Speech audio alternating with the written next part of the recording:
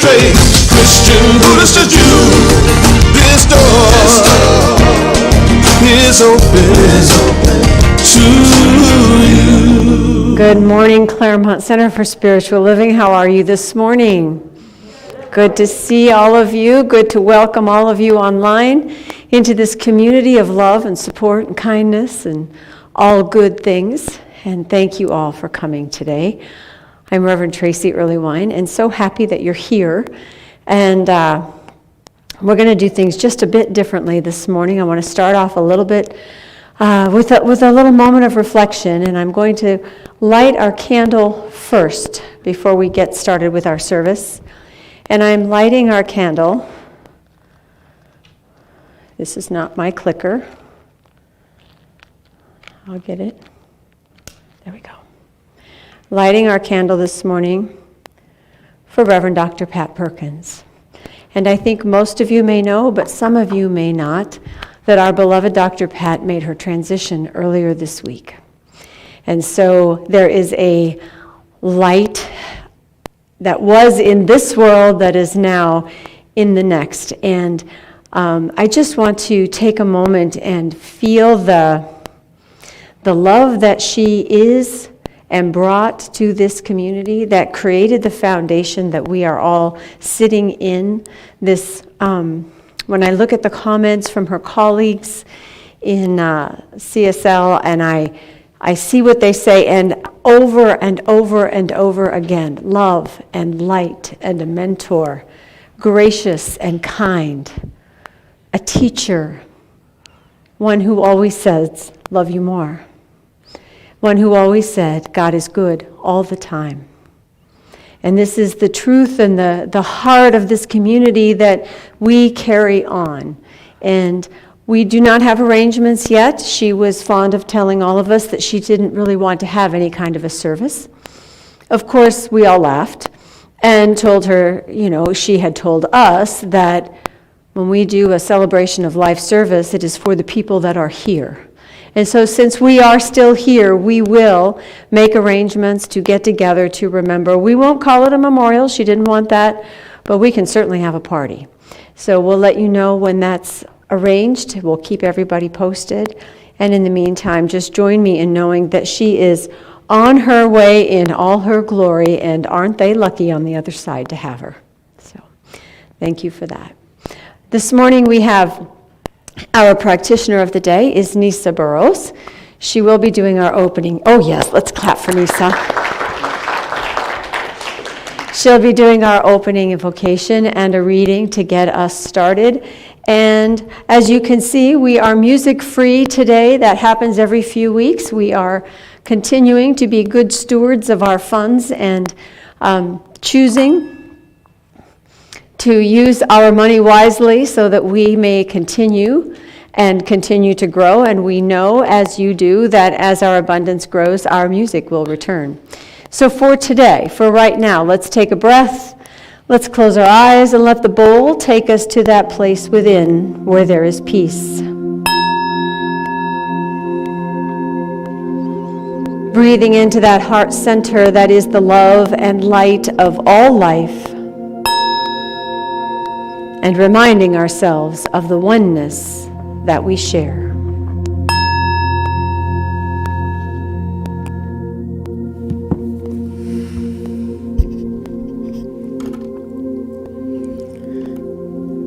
Breathing into this oneness.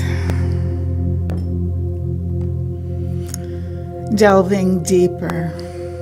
Opening, allowing the one life, the one love in which we live, move, and have our being, to have full sway in our inner life, in our outer life.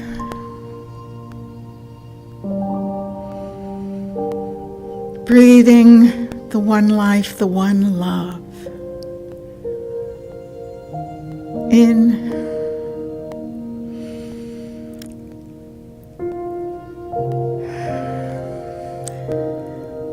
Breathing that radiant love in, allowing it to fill and shine all around, gifting it consciously to all those with whom we come into contact.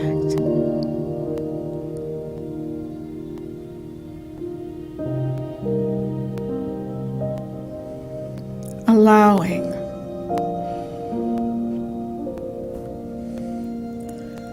that divine pattern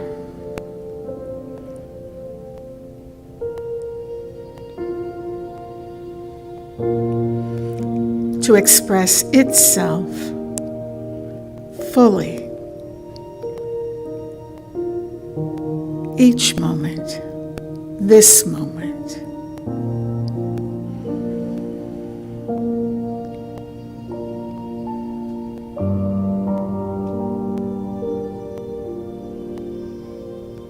Receiving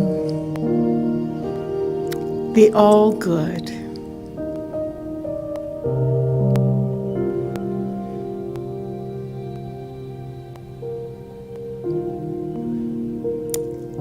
that it is the one life's intention to express itself through each one here, as each one here. We receive each according to our design, that which is perfect from all possibilities. Divine love, here and now, and so it is. Good morning. My reading is from one of the Science of Mind annuals, number 15, called The Spiritual Universe in You. The writings are by Ernest Holmes, and it's compiled and edited by Willis Kinnear.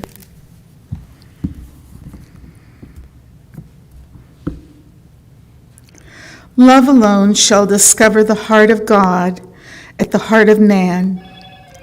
Love alone shall reveal the self to the self, and find enthroned in the high citadel of the secret place of God in our own heart that beneficence which embraces the whole world. When love's activity is no longer confined to the littleness that restricts, but extends to everything and everyone, then we shall hear its song sung throughout the circuits of our own life.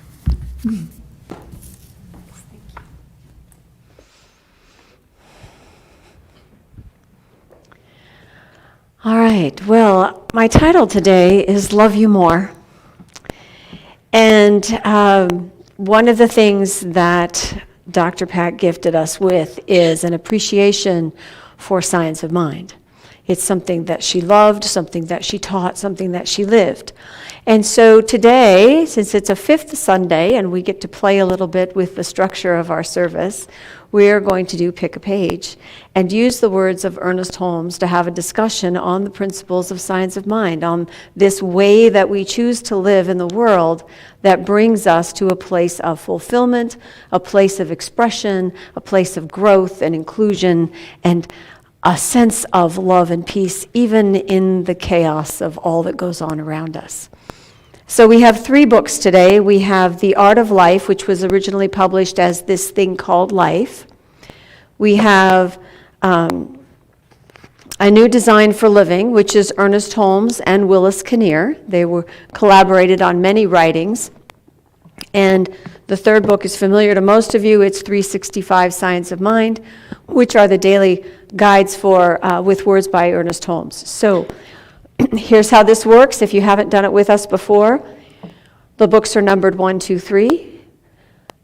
I'll give you, for each book that you'll call out a number for which book we're using. I'll give you the range of numbers that cover the pages. So say pick a number between 1 and 160. Somebody calls out a number, and then we'll pick out a number for the paragraph, say between 1 and 3 or 1 and 5. And that's the paragraph we'll read, and that's the subject we'll talk about, and then we'll go on to the next one. Now, what I would like you to do today is I want you to take a moment and just center in just a minute, just for a second here.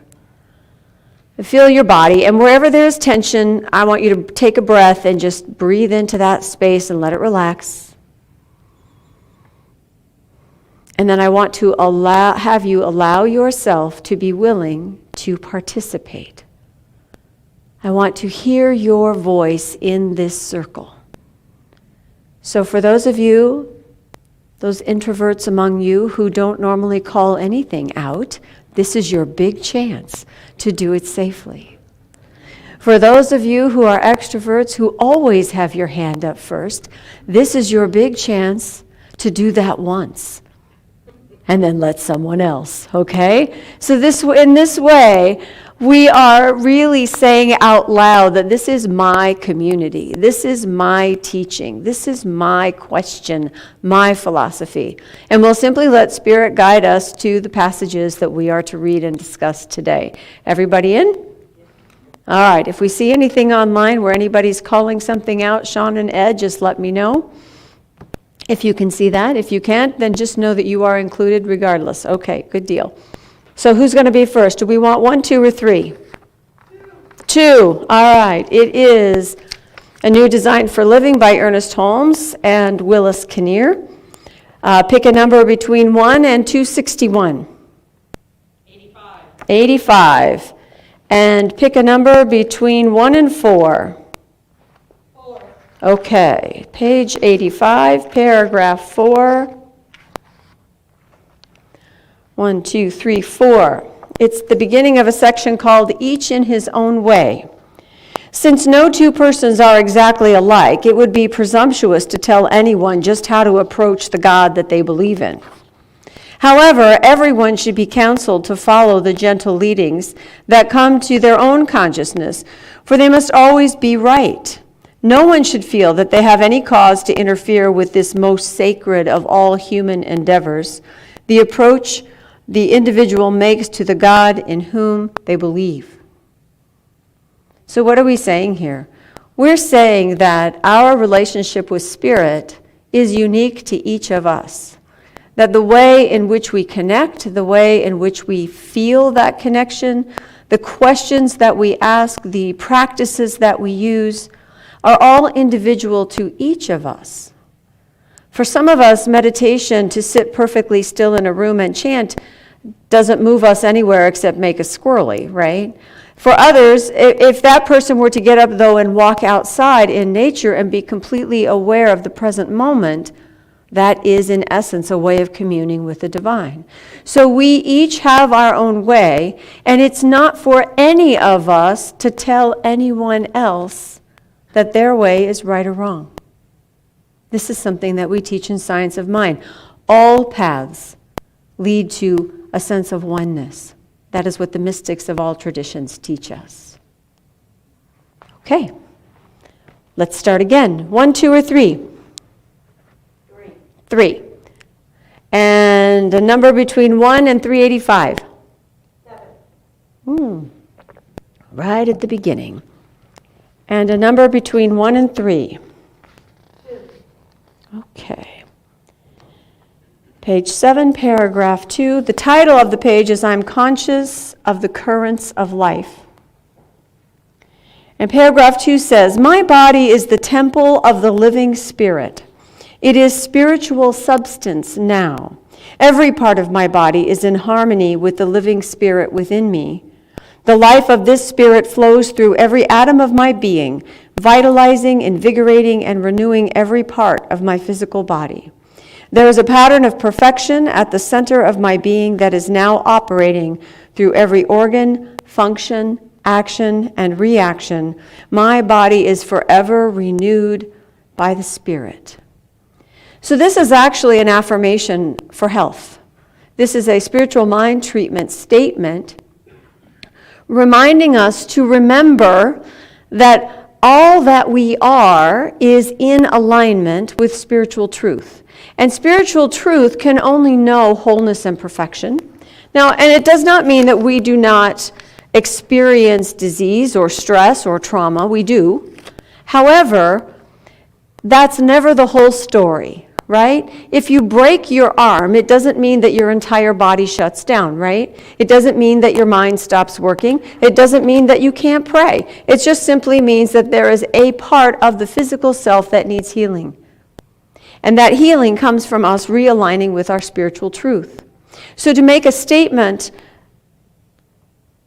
doesn't change God, doesn't change life, it changes us. It changes our perception.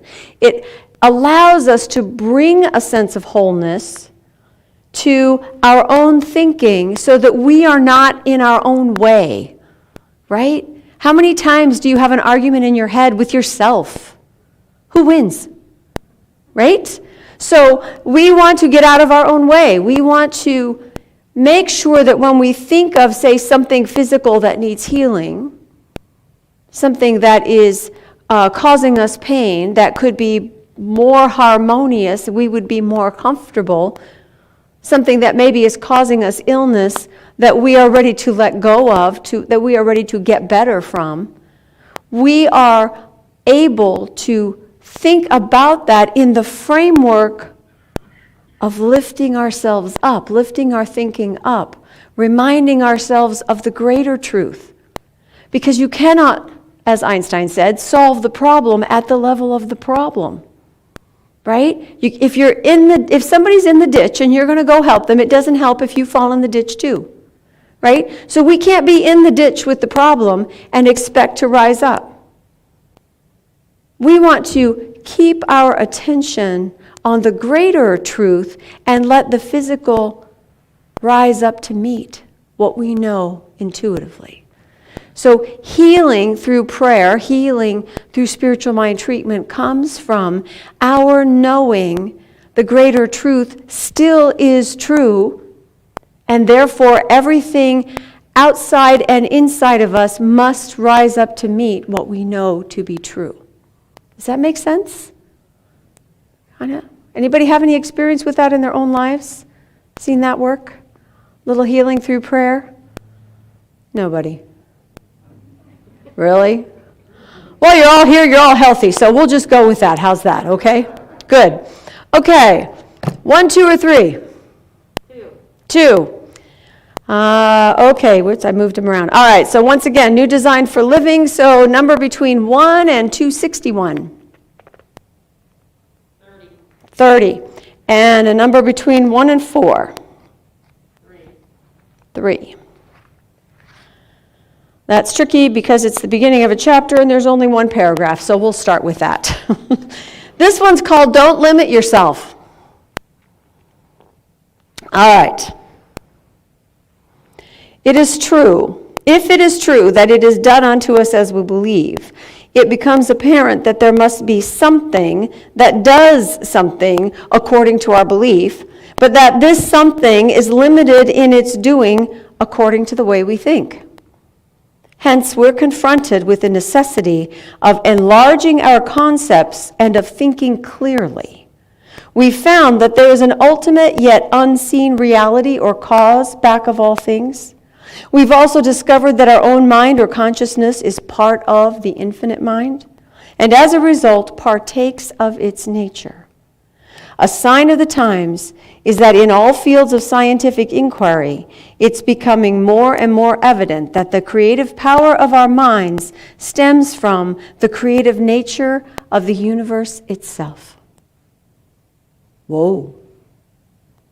Planets, stars, sun, moon, our physical bodies, plants that grow, all part of that same creative energy.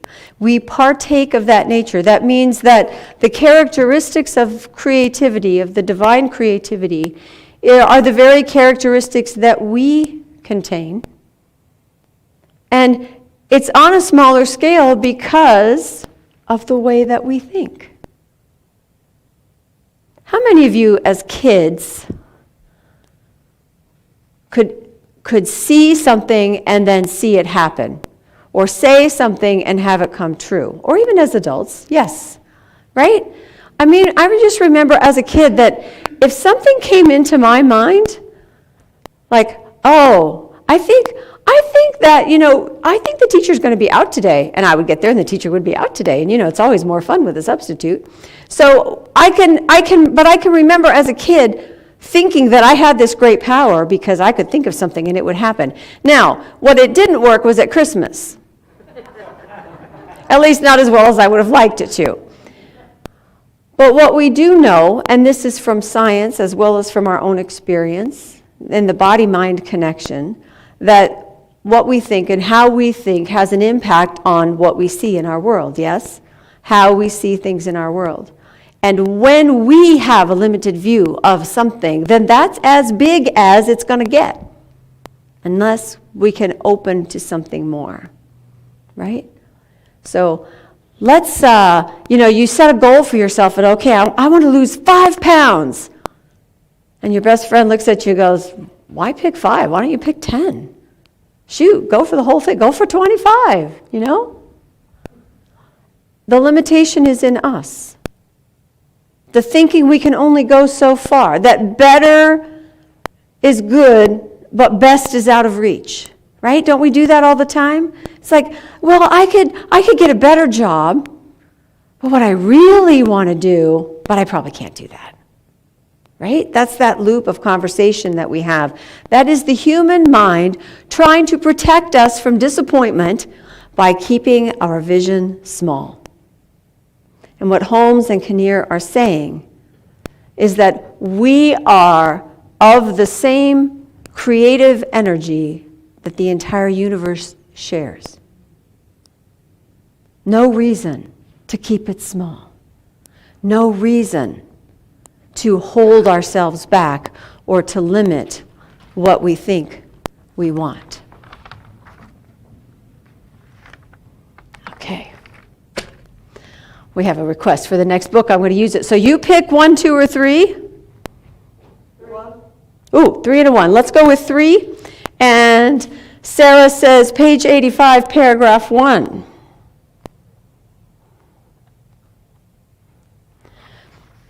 Expectancy. In spiritual mind treatment, we're dealing with a law as definite as that which takes a cabbage seed and makes a cabbage out of it instead of a cauliflower. We're dealing with a creative power that acts upon our thinking. This power we did not make, but we may use. It operates upon us like all other forces in nature, and with this in mind, we have every right to expect all that is desirable. We should daily affirm that new ideas are coming to us, new ways of doing things, that we are meeting new and wonderful friends, new situations, that joyous things are going to happen to us. Expectancy. Expect the good. You all know people who expect the worst. That's what they get too, isn't it, most of the time? You may have even been one of those people at one point. Maybe certain areas of your life you still struggle a little bit with thinking that the worst is going to happen, or that it's not going to be good, or you're going to somehow fail, or it's whatever. But expectancy, that idea that in life creativity happens, and we are meant to have the good that life is, we are meant to live abundantly, creates an atmosphere of thinking that puts you in a place of going, okay, what's next? This is going to be great. Or maybe even, wow, I don't know what's going to happen, but you know what? It could be really good. Let's see. That's a whole different vibe than, oh my God, what do we do now? Right? So this idea that our treatment, our speaking our word, our declaring what our desire is, and trusting that we will have it, is the very heart of the philosophy that we teach. And as Ernest Holmes says, it doesn't matter if we talk about it, you get to prove it to yourself. You're called to prove it to yourself. That when you expect the good things to happen, even if they don't show up the way you think they're going to, it's still good. Most of the time it's even better than we thought. Right? So thank you, Sarah, for that. That fit right in with what we talked about before. Okay, 1, 2, or 3? 1. Number between 1 and 160. 77. And between 1 and 5. 4. 1, 2, 3, 4. Ah. All right, let me see how much I might have to read a little bit ahead of time. This chapter, the first sentence of this chapter is, you do not have to grow old. So I'm going to read a little bit of the paragraph before it. In an investigation conducted some years ago by a Chicago physician, in which he investigated the lives of 400 of the most outstanding men and women who ever lived, he discovered that their greatest achievements were accomplished at the average age of 50, and that many of them did their best work after they were 70 or 80. If we take this basic idea that the mind never grows old and that any apparent mental age is merely the result of not using the mind, then I think we shall begin to experience a real resurrection here and now. So what is a resurrection? It is a rising up again. And if you've ever told yourself you were too old for something and you tried it anyway and found that you could do it, you know that you rose above what that previous limited thinking was, right? So we're talking about, he says, would you really like to stay young forever? Then stop thinking old thoughts. Duh. Learn to revitalize your mental process. Every morning when you awake, say, today I'm going to be enthusiastic. Today I'm going to keenly enjoy everything I do. My mind is at an eternal springtime. I just read a little bit of a study that was done on, we're talking about time and how, when you're doing something, you sort of lose yourself, that there is no sense of time when you're in the flow of creativity, or you're in the present moment to the point where there's nothing else but what you're doing in time. You don't know if you've been doing it for 10 minutes or 2 hours. It doesn't really matter. They were talking about mental illness. They were talking about a woman who had brain surgery for epilepsy. The seizures were coming from a very particular part of her temporal lobe, and they did surgery to take out that part of her brain. Now that's tricky because the temporal lobe also includes our ability to perceive time. And what they found in her and in broader studies that were done were that people who had disability in that temporal lobe, who did not really have a sense of time, who for time didn't really track for them, that their physical self was younger in activity and appearance, that their systems operated at a younger level than their physical age. Because it is how we perceive and move through time that determines what we think our age is, and it has to do with our perception as much as it actually has to do with time going by. Now, I'm not saying we're all so enlightened that if we could just get our thinking right, we'd live forever in this body. Now, theoretically, that would be true, right? Mind over matter, my mind and body connection, I can see myself. But even if that's not true now, think of how much easier it is to move physically through the world if your view of yourself and your understanding of time and your thought process and your mental state included this expanded version of what's possible. There are 90-year-old yoga teachers out there, right? There are 85-year-old runners that do marathons all the time, every year. It's just what they do for fun. We all have within us the ability to think differently and see the results in our own lives, physically, mentally, spiritually. Are we good? So far, so good? All right. 1, 2, or 3? Okay, I heard 3 first. 1 to 385. 33. 33. Oh, good. 1 or 2? 2. Love forgives everything unlike itself. It purifies everything. Love converts everything that seems commonplace into that which is wonderful. Love converts weakness into strength, fear into faith. Love is the all-conquering power of spirit. As a child walks in confidence with its parents, so I walk in confidence with life. As a child, through love, trusts its parents, so I put my whole trust in love, which I feel to be everywhere present, within, around, and through me. Within, around, and through all people. In that love, I am safe, secured, and cared for. This warms my heart because for me, this is what Dr. Patt taught. That we are, she was just a beacon of love. Everything she said and did came from love. You knew that. You knew that just standing next to her. And when we are in that place of knowing the love within us, the energy of life that is who we really are, that is how we move. That is how we shine. That is how we live. All of us walking in confidence, seeing the commonplace as wonderful. Because what is love but the energy of life that gives and nourishes and nurtures more life? Right? When you are loved, you grow. When children are cared for and loved, they flourish. When you are not loving, you are pushing people away. Right? This is who we're meant to be.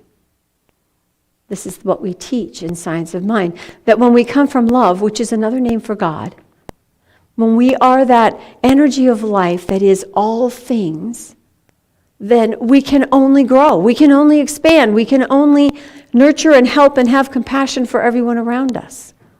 We are connected, and it is good and very good.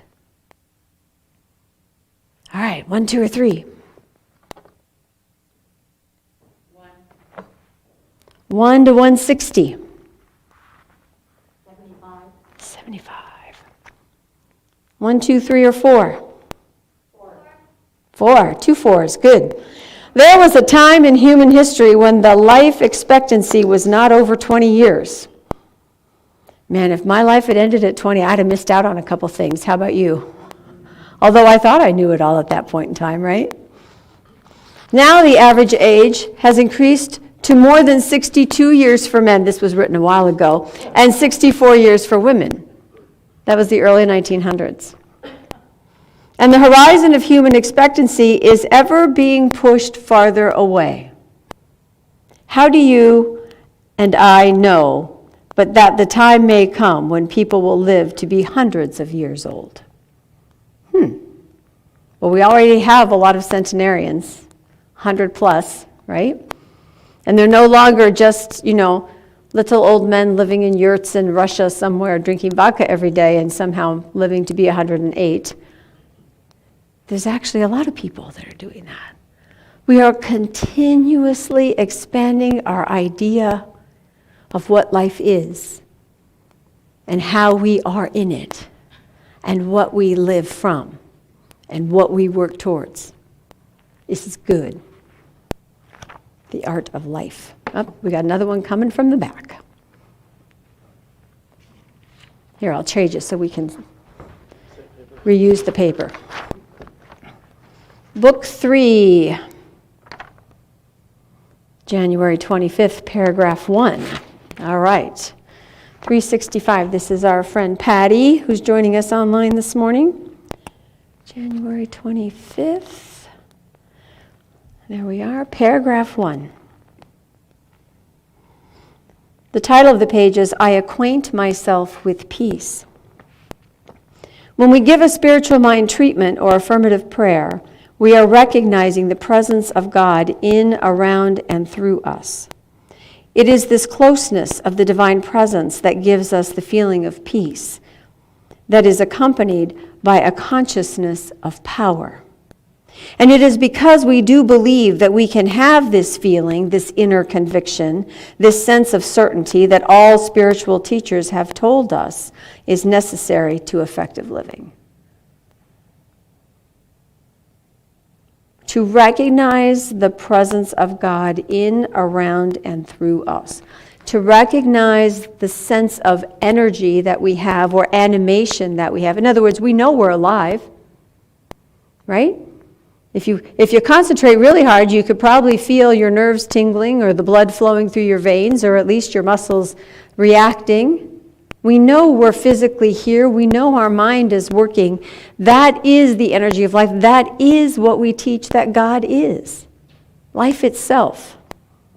And that presence, that sense of being part of and folded by, filled with an energy that never stops, that is infinite in nature, is what brings us a sense of peace. Why do we get out of a sense of peace? For most of us, we feel threatened by something, right? We're going to lose something. We're going to lose an argument. We're going to lose the war. We're going to lose a relationship. We're going to lose money. We're going to lose ourselves, right? So the opposite of peace is this sense of fear and protection and trying to defend our hearts. Yet when we understand that we are in the presence of life itself always, there's nothing to be lost. We are simply part of life. That just is the truth. And it is in that knowing that we find our power.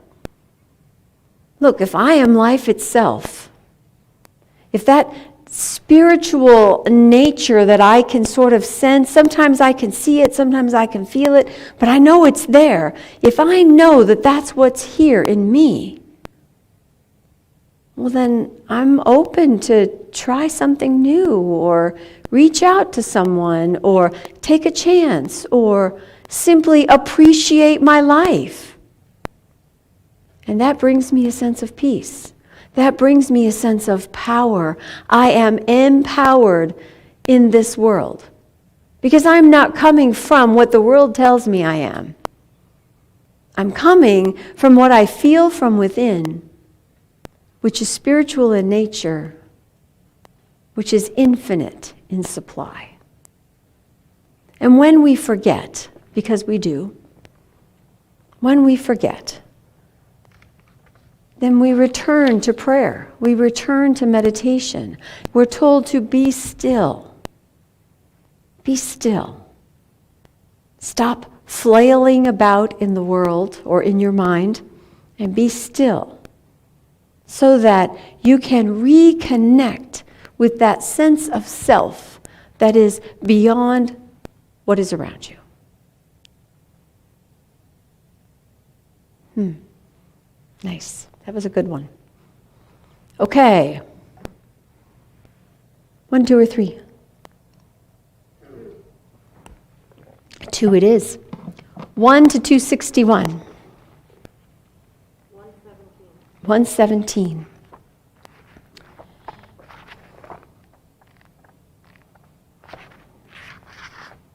1, 2, 3, or 4? 3. You know, it's funny how these all flow together. So this is the beginning of a section that says, security is within you. Didn't we just say that? We start anew. We start with the proposition that life is for us when we work with it, that we shall experience love when we become loving, that faith transcends fear and peace will rout confusion just as good will overcome bad. And in this process of the greater overcoming the lesser, there's no conflict, no struggle or battle. There is only the fact that as we work at the level of causation, that level which transcends appearances and conditions, in other words, when we go to the spiritual nature and truth of things, the effects are not violently changed, but harmoniously transmuted into something else. That something else being a fuller expression of God's good. And in considering this, remember that if God's nature was not good, the universe would be divided against itself and would destroy itself. So we're saying that when we start with the proposition that life is for us, that we are what it is we seek. When we are loving, we receive love. When we are loved, we can love another. When we focus on our faith, our fear will fade away. Not with a struggle and a conflict, but just because that is the nature of the direction in which we're putting our thoughts. So I read a story of a mother and daughter, teenage daughter. They're going to go shopping for a prom dress or something like that, and they get in the car, and the daughter's 15. Mom has this idea, oh, this is great. We finally get a time for just the two of us together. We'll be in the car. Cars are always good for conversation. We're going to go shopping. We always have fun doing that. We'll have lunch. It'll be great. And little Miss Sourpuss gets in the car next to her mom and slams the door and sits like this in the passenger seat because, she's 15. So mom is aware that within herself, she's getting tense, she's getting cranky. She's like, well, if she thinks that I'm going to buy her a dress when she's acting like this, then she's got another thing. This is the conversation in her head. And so they're sitting there in stony silence. And when she does say something, her daughter just goes, as teenagers do. And she notices that she's arguing with this girl in silence, that the tension in the car is palpable, and she takes a deep breath so that she can relax. And she reminds herself that if her daughter is hard to be with, then it's probably hard to be her right now. That when teenagers push us away the most is when they need us the most. And so Mom moved herself into a place of compassion and softness and caring and an awareness that this girl was struggling with something. And it didn't really matter what she thought the day was going to look like. She was just going to spend some time with her. She never said a word. She just changed it in her.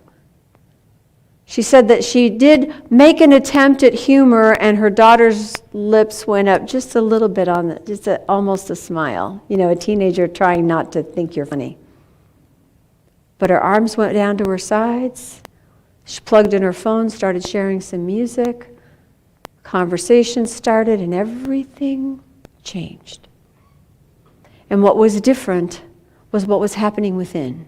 Her moving from fear and anger and control, we all know how well that works, to love and compassion and allowing, making space, and everything changed. So don't think you don't have the power. Don't think that you can't do this. Prove it to yourself. Give yourself room to see something or someone differently. Ask yourself, when there's conflict,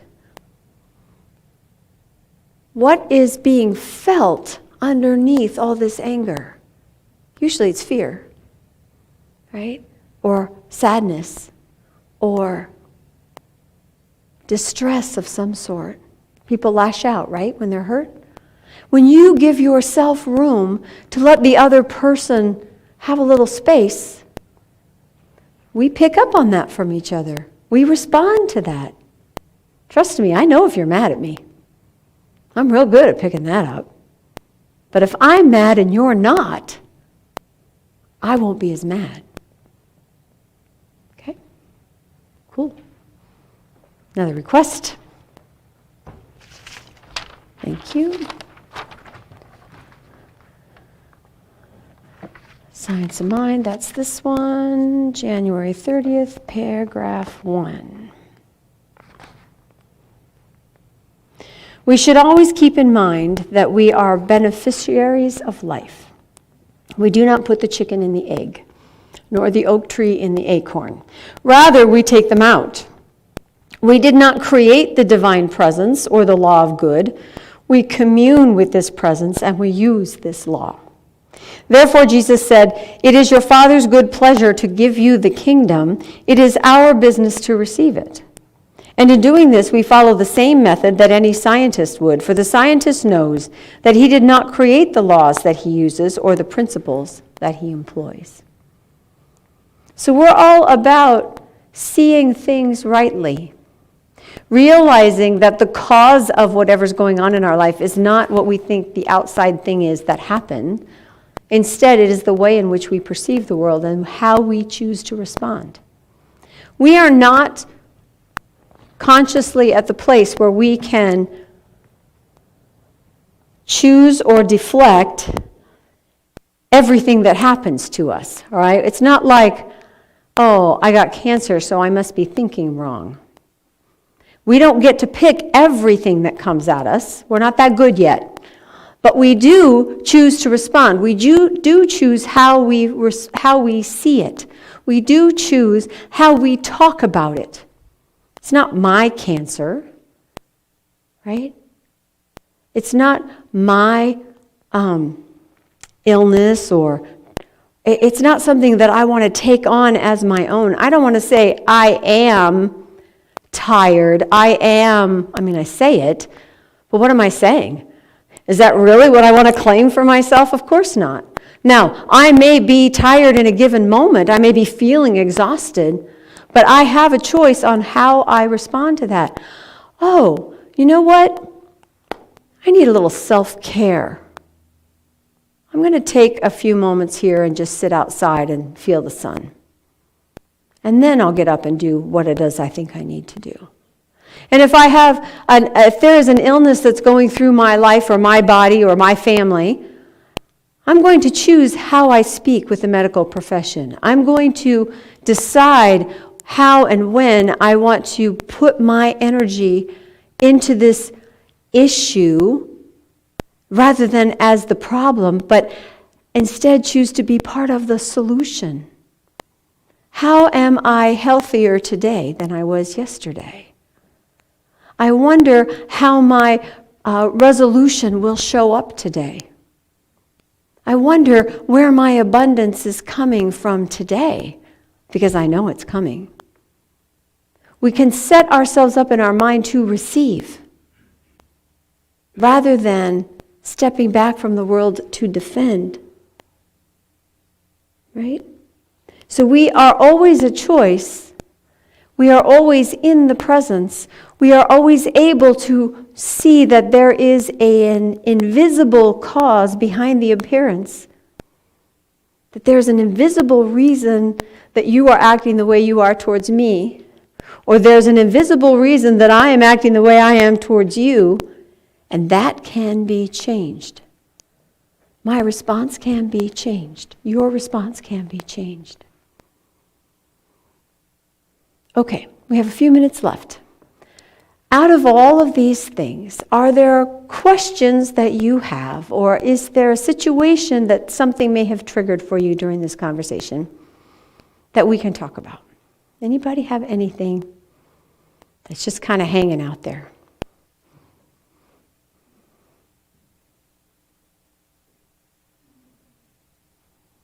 No?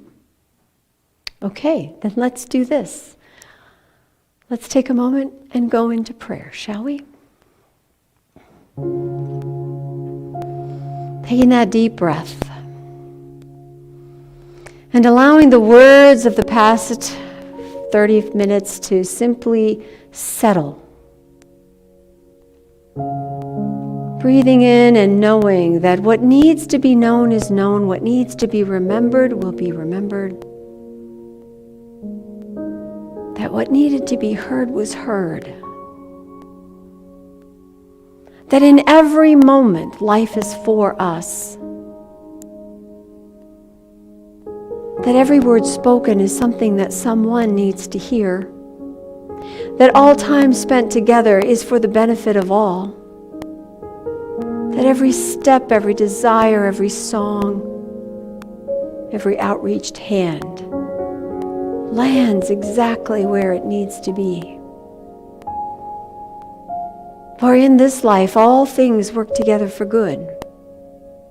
And God is good all the time. For what God is, that divine presence, that awareness we have of the expansiveness of life, is simply love in all its many forms. Love as an emotion, love as an energy, love as a physical manifestation, life giving to life. And how good it is to be a part of this life, no matter how limited or expansive our view of it is. There is still a richness and an abundance and an experience to be had by each of us at the level we are able to receive. And so I speak my word for this receiving to expand, that we might in everyday life continue to grow our perception of life, continue to accept our own expansion and growth, continue to welcome and support and nurture the happiness and joy and health of another. For we are all together in this life, in this infinite expression of love. And I am grateful to see this spark in everyone I meet.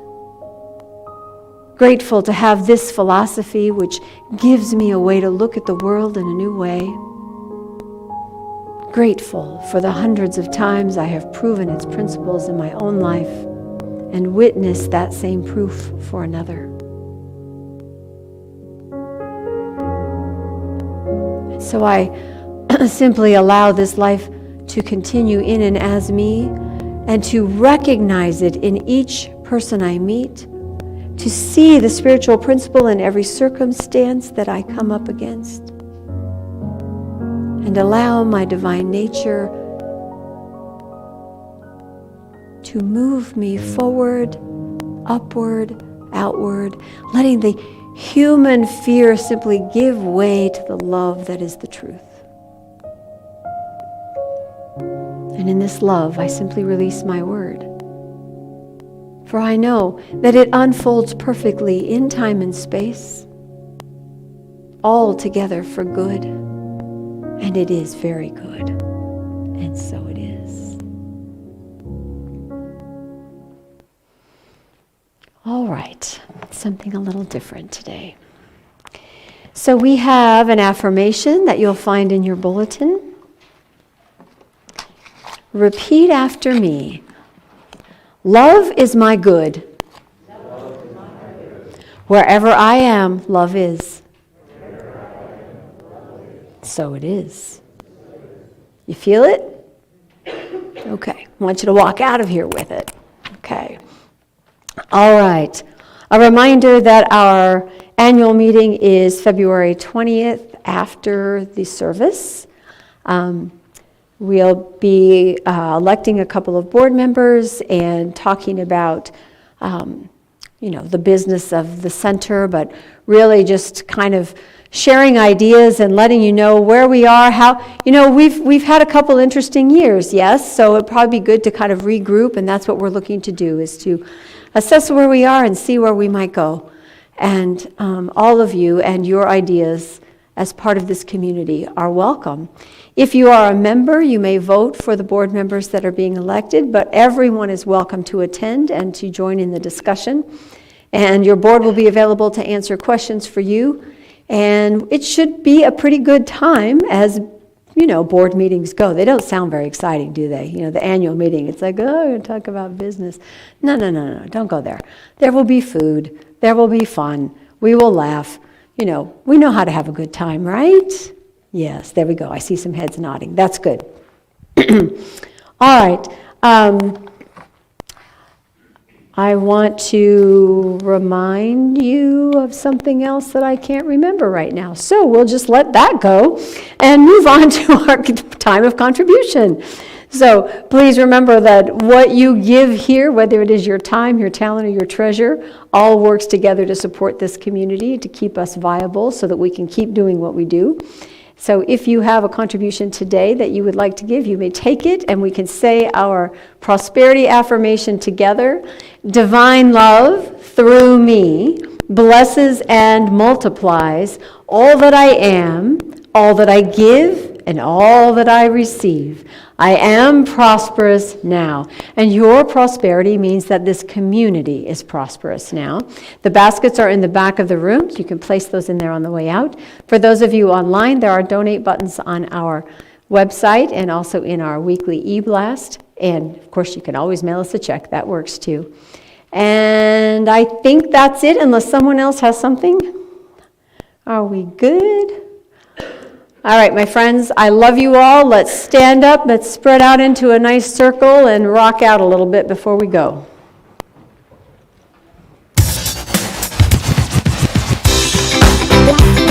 Take a look at the person next to you.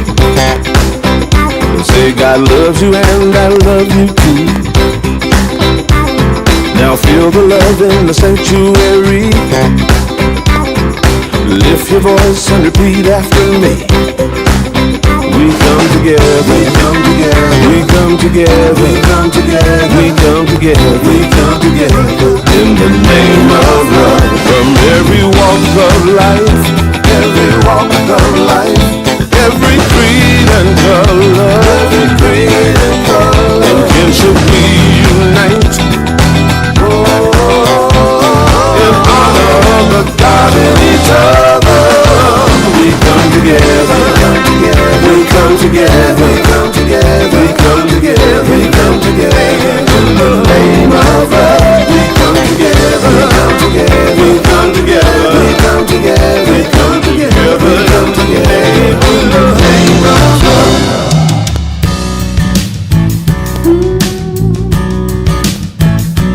I won't waste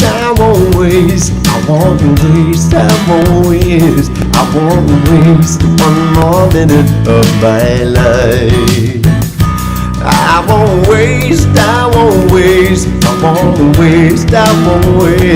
I won't waste one more minute of my life.